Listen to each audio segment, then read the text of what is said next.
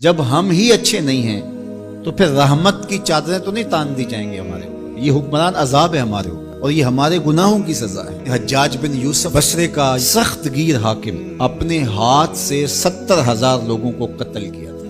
90,000 لوگ اس کے حکم سے کٹے تھے. حضرت حسن بصری رضی اللہ تعالیٰ عنہ فرمایا کرتے تھے اگر پچھلی امتوں کے لوگ اپنے سارے ظالموں کو لے آئیں اور ایک پلڑے میں ڈال دیں، ہم صرف حجاج بن یوسف کو دوسرے پلڑے میں ڈال دیں گے، یہ پھر بھی باری ہو. صحابی رسول کو سین حرم میں ذبح کیا شخص، بہت ظالم شخص. تو کسی نے جرت کی، جرت کرنے والے ہر دور میں ہوتے ہیں، اور کہا کہ تو نے حضرت عمر کا زمانہ دیکھا ہوا ہے، اگر تو بچہ تھا اس وقت ان جیسا انداز حکمرانی کیوں اختیار نہیں کرتا، اتنا بڑا ظالم کیوں ہو گیا تو حجاج بن یوسف نے جو جواب دیا وہ 2 لفظوں میں تھا. اس نے کہا تبازروا اتعمر لکم، تم ابو ذر بن جاؤ میں عمر بن جاؤں. جب عوام اچھی نہیں ہوگی تو پھر یہی اوپر ہوگا. جب میں کہتا ہوں الہی میرے احوال دے، حکم ہوتا ہے اپنا نامہ اعمال. اور ایک روایت میں اعمالکم امالکم، تمہارے اعمال ہی تمہارے امال ہیں، جس طرح کے عمل ہوں گے اس طرح تمہارے اوپر مسلط کر دیے جائیں گے. بندہ سمجھتا ہے کہ یہ آ جائے گا تو شاید یہ اچھا ہوگا، یہ آئے گا تو شاید یہ اچھا ہوگا. ایسے کافی دیر پہلے ایک حکومت گئی، پھر اس کی بعد دوسری آئی، تو وہ کوئی صحافی تھے تو مجھے کہنے لگے کہ آپ کیا اس پر کہتے ہیں؟ تو میں نے کہا کہ ہم نے پھولوں کی آرزو کی تھی، آنکھوں میں موتیا اتر آیا.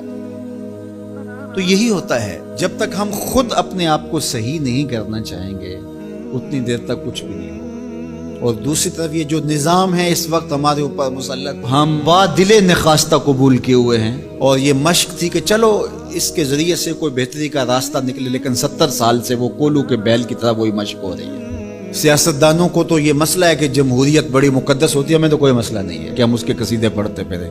جمہوریت ہے کیا؟ اقبال نے کہا تھا کہ یہ راز ایک مرد فرنگی نے کیا فاش، ہر چند کے دانا اسے کھولا نہیں کرتے.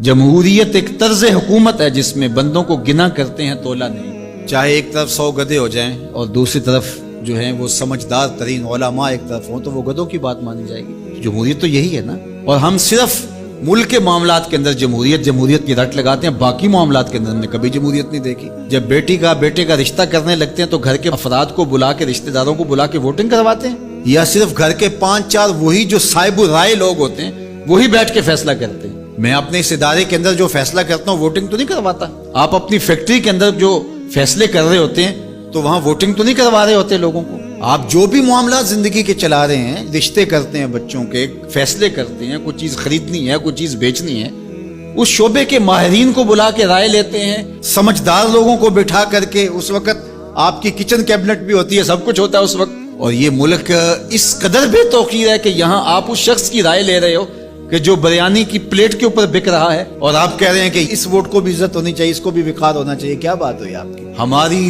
تقدیر اگر بدل سکتا ہے تو وہ نظام محمد صلی اللہ علیہ وسلم بدل سکتا ہے. نظام خلافت ہماری تقدیر بدل سکتا ہے. ہم مشق کرتے رہیں، جو بھی کرتے رہیں، کچھ نہیں ہونے والا. ماضی میں کتنی حکومتیں آئیں، بدلی، اب ایک حکومت آئی، اب یہ بھی شاید جانے والی ہے، قصہ تمام ہونے والا ہے. پھر اس کے بعد کیا ہوگا؟